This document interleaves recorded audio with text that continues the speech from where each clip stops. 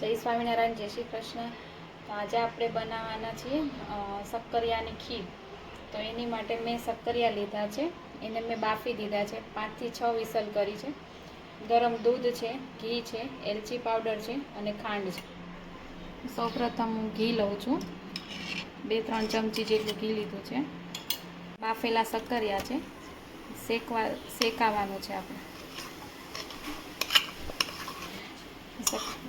શેકાઈ ગયું છે હવે શક્કરિયા। હવે છે ને દૂધ નાખવાનું છે, ગરમ। હવે આપણે દૂધ નાખીશું, મિક્સ કરી લઈએ છીએ। હવે મિક્સ થઈ ગયું છે, હવે આપણે ખાંડ નાખી દઈશું। હવે આ ખીર ઉકળી ગઈ છે હવે આપણે એલચી પાવડર નાખી દઈશું। તૈયાર થઈ ગઈ છે આપણી। હવે આપણે સર્વ કરી લઈશું।